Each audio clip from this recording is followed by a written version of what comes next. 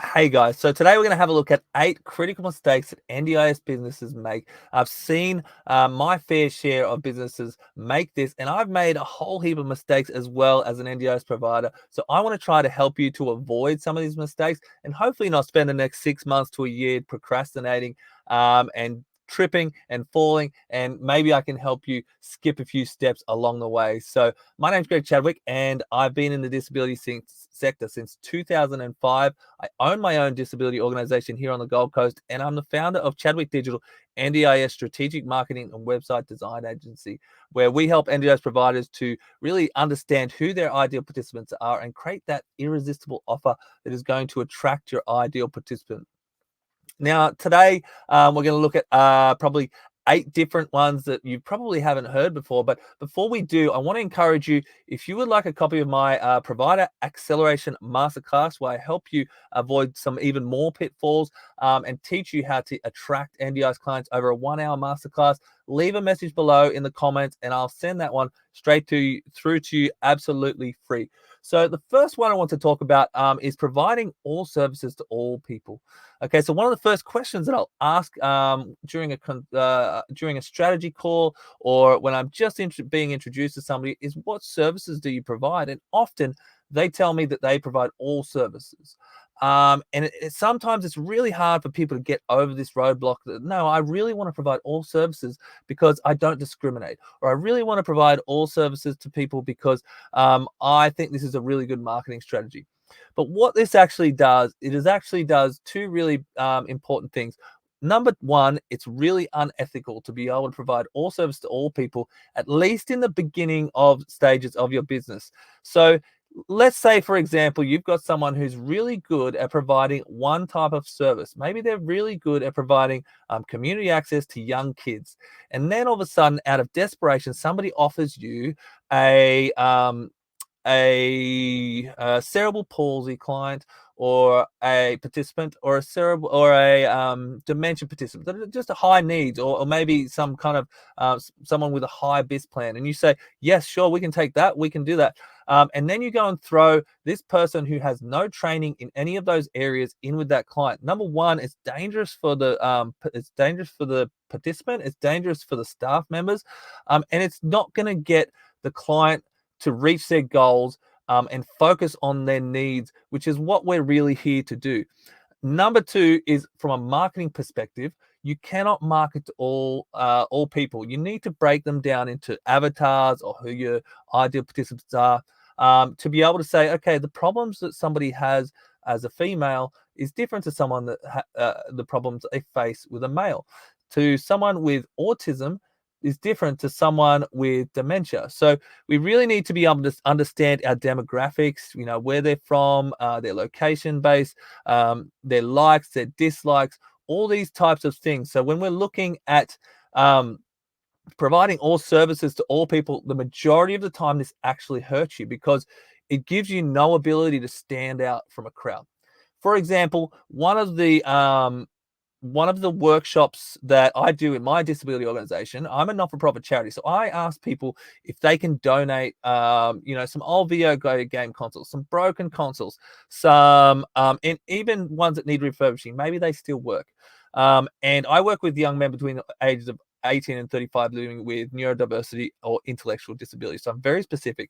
And I know what problems these guys face. I know their likes and I know their dislikes. And a lot of the time they're really into this technology, gaming, all these sorts of things. So I've developed a program where we take these, we then go and refurbish them, we play around with them, we clean them, and then they get to keep the product, and then they flip them on Facebook, and they keep all the profits.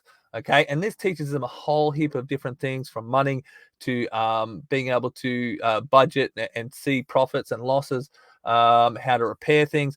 It really does address a number of their likes, dislikes, problems, and it gets them excited because they get a little bit of cash at the end of the day. Now, that's just one of the things that we've done. I've done many, many irresistible offers, many, many different things that help us to stand out, and help. I help other providers to do that as well during my Clarity Kickstarter consultations, and that sort of thing, to be able to stand out. So we need to be able to stand out, because if you don't, you are just offering the same services as other people are offering. So let's say we're sitting down at a network meeting, or we're sitting down with support coordinators, and we're all handing out the same flyers, and we're sitting around, and everybody's providing SEAL, everybody's providing community access, everybody's taking people bowling, everybody's taking people to the doctors, and they're essential services, I understand.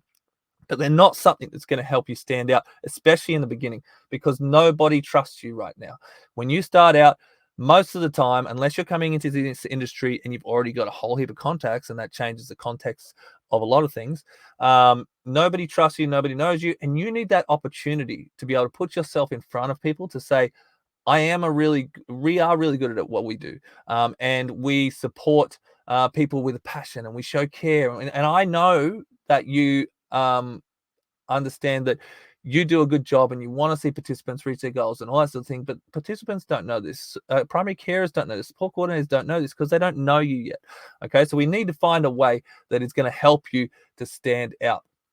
Now, the second one is a lack of focus on result-based outcomes. So what we really need to be focusing on with a disability organization is what results we're getting people.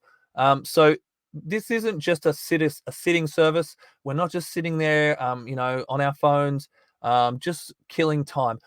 These guys have a package so that they can reach their goals, so that they can get a result. So what are their results?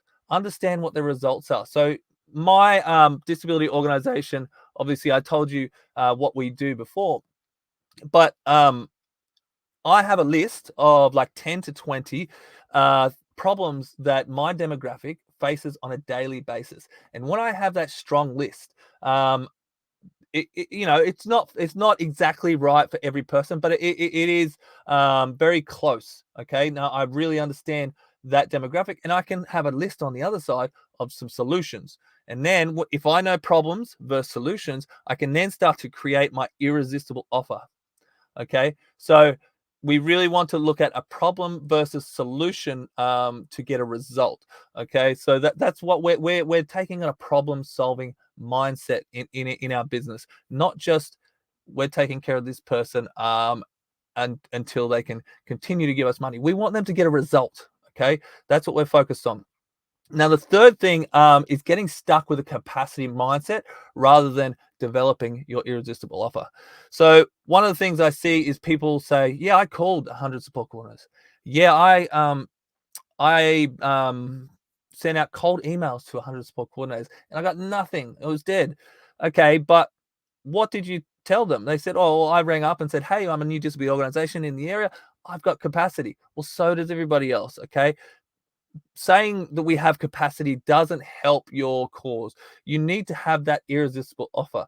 Hey, my name's Greg Chadwick. We actually have a disability organization here on the Gold Coast, and we're focused on getting young men with autism and intellectual disabilities into a little bit of gaming, a little bit of technology. And we've actually got this program where we get donated video game consoles, and we give them to the clients, and they fix them up, and they flip them, and they sell them for cash. Is that something you'd be interested in?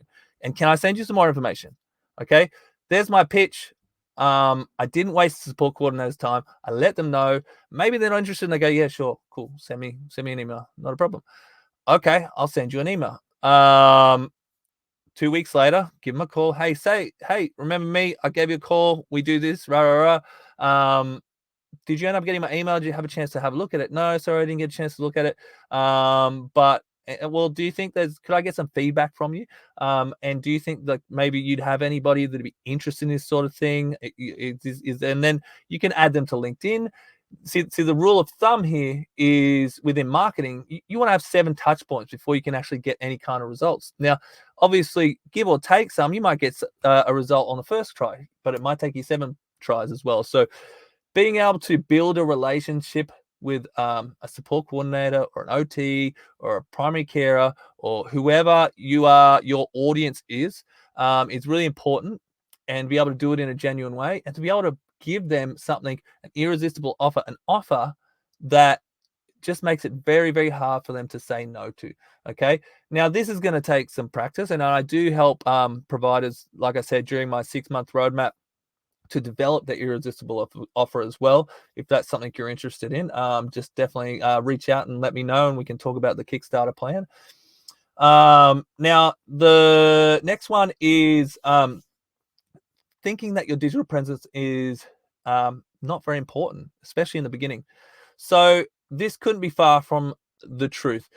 If you meet somebody at a networking event, or if you meet anybody and tell them about your new business, what's the first thing they're going to do? They're going to type into Google the name of your business. Or if you give them a business card, they're going to type into Google the name of your business.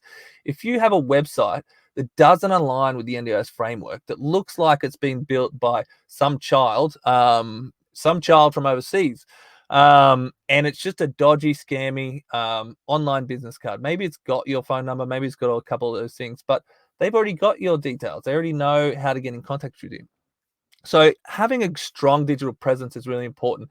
And what we focus on when I build websites for NDIS clients, what I really want to focus on is building trust and authority and creating a nurture sequence as they go down the page to say, this is our ideal participant. We're going to get results for you, and here's some social proof. This is what we look like. So being able to do that and personalize, and if you can have images of yourself as well, or selfies of you guys and a client smiling, where they can put themselves in the position of that person, that's going to help a lot as well. So there is a little bit of a science that goes into building trust and authority, because right now, like I said, you have no trust and you have no authority. So if you've got an asset out there online where people can actually look you up and go, oh, I kind of just built a little bit of rapport with this person. I kind of just built some trust with this person. Maybe I am going to give this person a call, because I can see that they understand what person-centered support is. They understand what choice and control is, meeting the needs of the participants and the goals of the participants. All these continuity of care, all these things within the NDIS framework, combined with the culture of your business and your belief systems, who your ideal participants are. These are some of the things that really make you stand out as your digital presence, as well as getting a Google business profile so that you can be found in your local area. So combining all these things, you can't tell me that having a strong digital presence isn't going to amplify your business, especially in year one.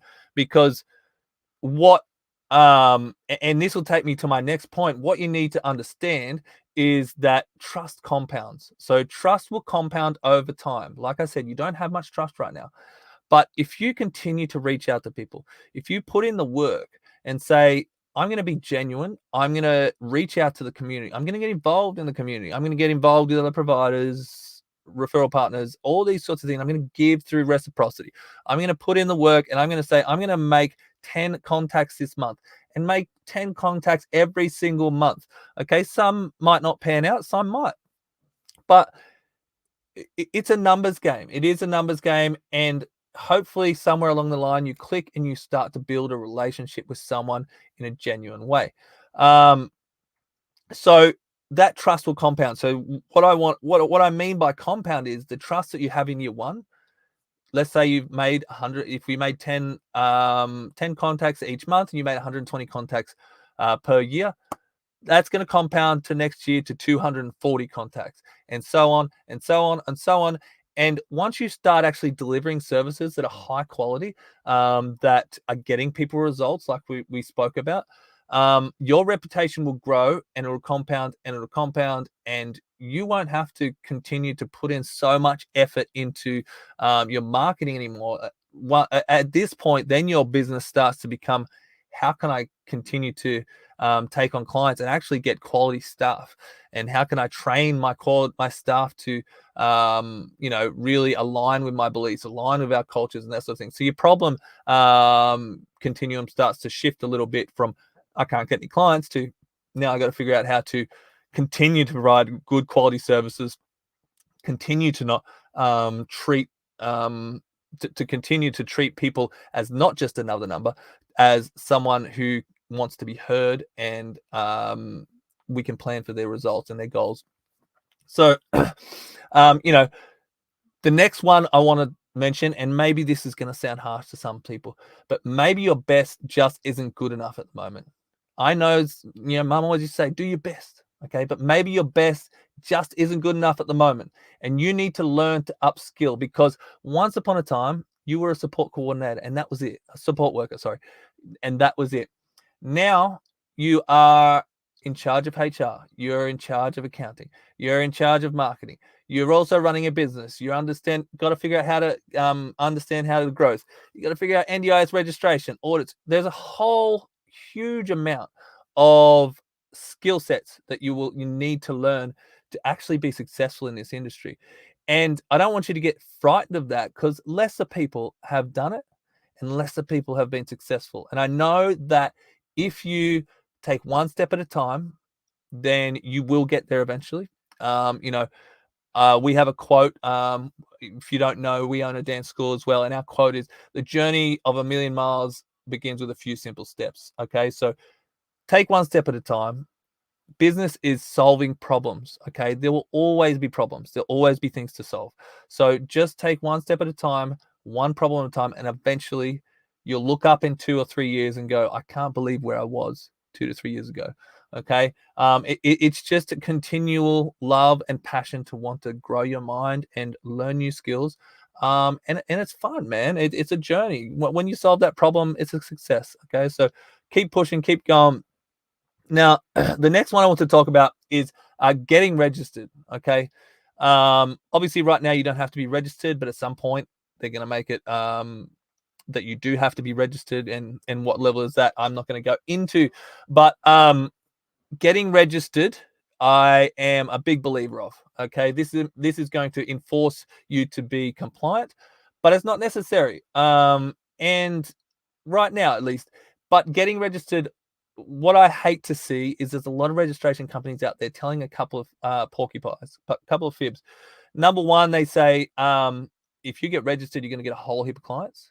And they also tell people you can't work until you get registered. So if your registration company tells you that, they set up a couple of red flags, that maybe they're not being completely honest with you, because while it will help and it will add that check, and some support coordinators love to only see registered provider, it is not 100% accurate that you won't get clients as a not registered provider, because I'm not registered and I've got plenty of clients.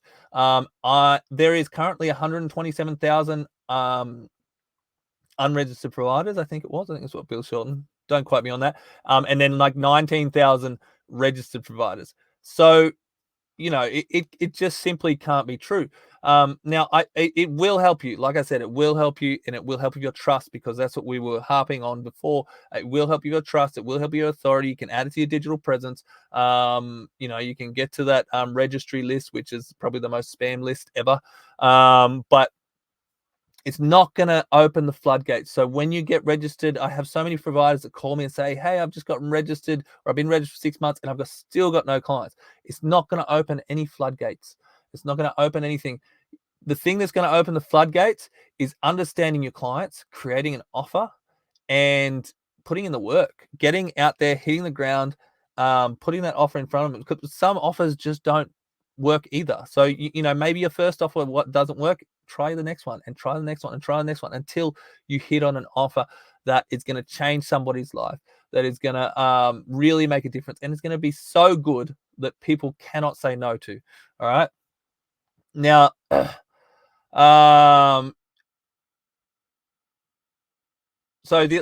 last one is trying to figure out how to do this all on your own. It is a very lonesome journey, and trying to figure out how to start an NDIS business is not something that is going to be successful for everyone. I encourage you, if you can, to seek consultation where you can from somebody who's been there, somebody who knows how to do that. And if you think that is someone like myself, I would love to be your guide. Okay. I would love to be your GPS through my Clarity Kickstarter mentorship program. If that's something you're interested in, let me know and we can discuss. But basically, what we'll do is I'll sit down with you for an hour and a half over Zoom. We'll go over your business, what your goals are, what you want to achieve. And then after that session, I'll give you a 6-month roadmap, a detailed 6-month roadmap. It's probably about 6 to 8 pages of some actionable steps on what you're going to do over the next 6 months and how we're going to get to that goal, to that point. And then over that time, we're going to do a mentorship program. So over that time, we will check in once a month. Okay.